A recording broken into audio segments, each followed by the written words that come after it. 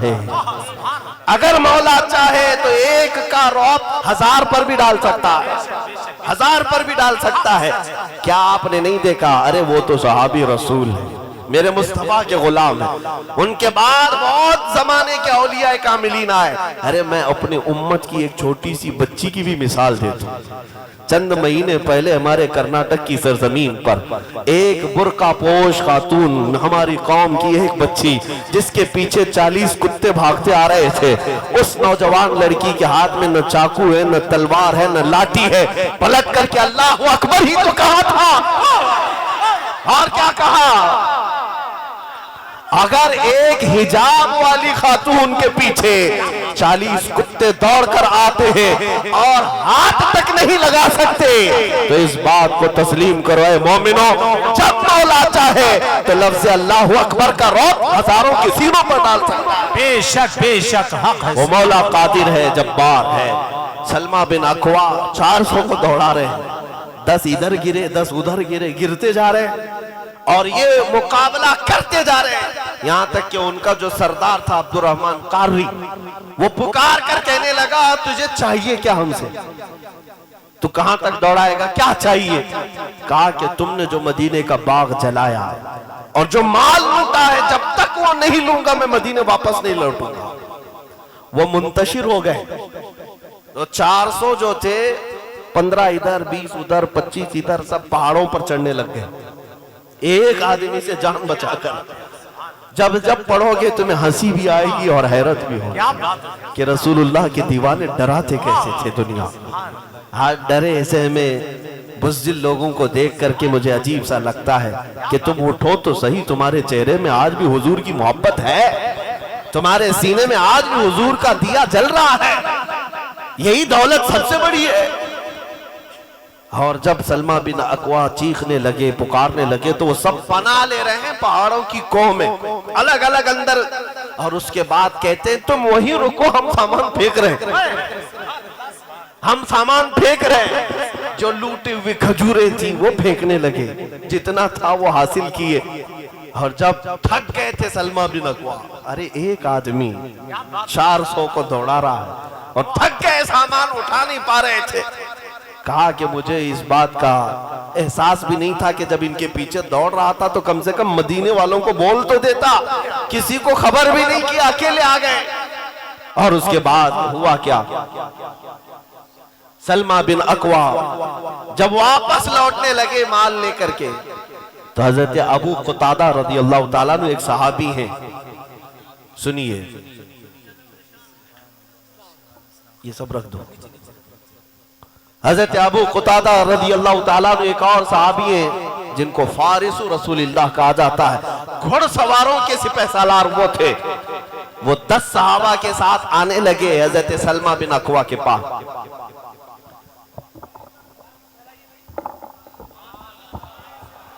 देखना है ना,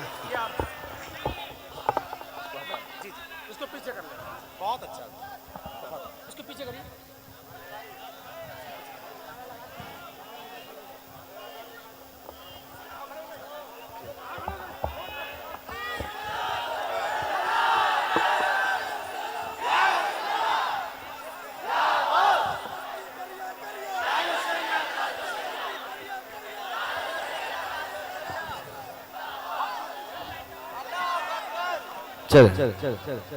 अगर देखना ही अहम है तो हम खड़े होने पर भी फख्र महसूस करते हैं। हजरत सलमा बिन अकवा के पास एक सहाबी आए, हजरत अबू क़तादा, 10 सहाबा को लेकर सवार, और बीच रास्ते में आए। कहा कि सलमा बिन अकवा, हम तुम्हारी मदद के लिए आए हैं, हम तुम्हारी मदद के लिए आए, चलो उनको और दौड़ाते हैं। अब तवज्जो, हजरत सलमा बिन अकवा अकेले गए थे, किसी को खबर भी नहीं किया था, मदीने में किसी को पता भी नहीं था कि अकेले 400 के पीछे भागे। ये 10 मदद के लिए कहां से आए, इनको किसने बताया? हजरत अबू क़तादा से हजरत सलमा बिन अकवा ने पूछा कि तुम अचानक ऐसे कैसे आ गए मेरी मदद के लिए? ये मदीने से काफी दूर है, पहाड़ी इलाका है, यहां तुम कैसे आए? सुनो, जब रसूल पाक के नाम पर दीवाना निकलता है, मौला पूरी कायनात को उसके हवाले भी करता है। सुभान अल्लाह, सुभान हजरत अबू कुतादा कहते हैं बात ये थी कि मेरा जो घोड़ा है जिस पर मैं सफर करता हूं हमेशा, हजरत अबू कुतादा का जो घोड़ा है, जिन घोड़ों की कसम अल्लाह ने कुरान में याद फरमाई, वो सहाबा के घोड़े। अबू कुतादा कहते मेरा घोड़ा जिस पर मैं सफर करता था, आज ये आया बहुत हिनहिनाने लगा, बहुत अपने दोनों पैर उछल कूद करता था उठा उठा कर। मैंने सोचा आज तक मेरा घोड़ा ऐसा कभी किया नहीं। मैंने उसको सहलाया तो और भी धक गया।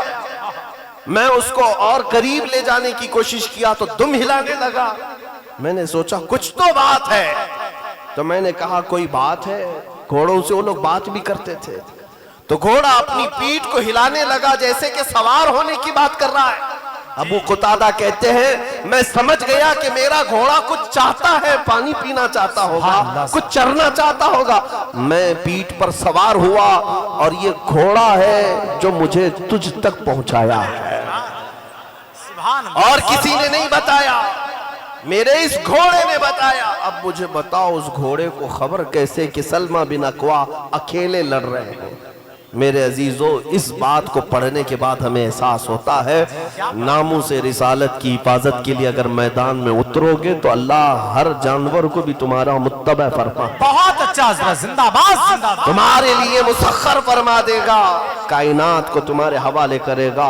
इसलिए हमने देखा है नबी पाक सल्लल्लाहु अलैहि वसल्लम के गुलाम जब गए, उक़बा बिन नाफे एक सहाबी हैं जो मिस्र फतह होने के बाद अपने घोड़े पर बैठकर जाते थे सरहदों पर, जहां मिस्र का बॉर्डर खत्म हो गया, दरिया है, वहां जा करके देखते थे और आगे जमीन है जहां मैं मेरे मुस्तफा का परचम लहराऊं।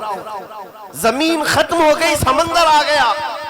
हजरत उक़बा बिन नाफे चांद की तरफ देखते थे और अपने घोड़े को एड़ लगा कर कहते थे काश अगर मेरा घोड़ा दौड़कर चांद में जाता तो वहां पर भी मैं मेरे नबी का परचम लहराता। ये जज्बा था उन सहाबा का, उनकी कोई सरहदें नहीं थी। हाँ, वो निकले थे तो अब अपने हबीब पाक के नाम पर। आज तुम्हारी ये जिम्मेदारी है मेरे अजीजों, खाना पकाना तो सबके साथ लगा है, कमाना खाना तो सबके साथ लगा है।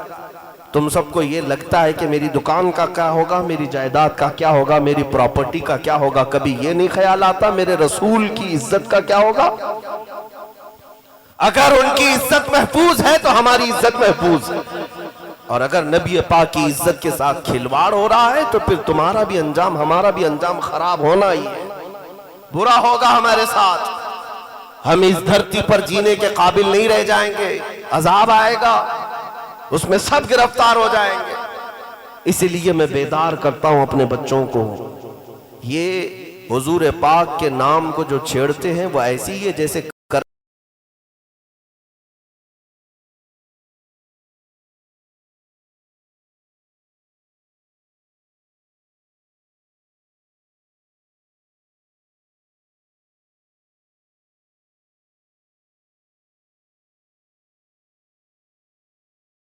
करंट के तार को।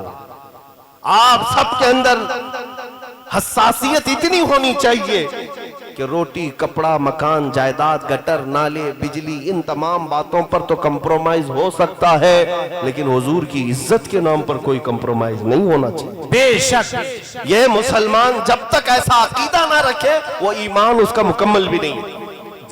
ला युमिनु अहदुकुम हत्ता अकूना अहब्बा इलैहि मिन वालिदिही व वलदिही वन नासी अजमाइन। तुम में से उस वक्त तक किसी का ईमान मुकम्मल नहीं जब तक वो पूरी कायनात से ज्यादा अपने रसूल से मोहब्बत ना करे। बेशक बेशक, माँ बाप भाई बहन सारे इंसानों से ज्यादा हुजूर से मोहब्बत ना करे, उसका ईमान ही नहीं मुकम्मल है। आप क्या ये सब तकरीरों में बोलने के लिए रह गया, कहानियां सुनोगे तो जब मैदान अमल में वो वाला कर दो, दहर में नामे मोहम्मद से उजाला कर दो। आखिर दावाना अनिल हम्दुलिल्लाहि रब्बिल आलमीन। बैठे रहे करंट के तार को। आप सबके अंदर हसासियत इतनी होनी चाहिए कि रोटी, कपड़ा, मकान, जायदाद, गटर, नाले, बिजली, इन तमाम बातों पर तो कंप्रोमाइज हो सकता है, लेकिन हुजूर की इज्जत के नाम पर कोई कंप्रोमाइज नहीं होना चाहिए। बेशक ये मुसलमान जब तक ऐसा अकीदा ना रखे वो ईमान उसका मुकम्मल भी नहीं। ला युमिनु अहदुकुम हत्ता अकूना अहब्बा इलैहि मिन वालिदिही व वलदिही वन नासि अजमाइन। करंट के तार को आप सबके अंदर हसासियत इतनी होनी चाहिए कि रोटी, कपड़ा, मकान, जायदाद, गटर, नाले, बिजली, इन तमाम बातों पर तो कंप्रोमाइज हो सकता है, लेकिन हुजूर की इज्जत के नाम पर कोई कंप्रोमाइज नहीं होना चाहिए। बेशक ये मुसलमान जब तक ऐसा अकीदा ना रखे वो ईमान उसका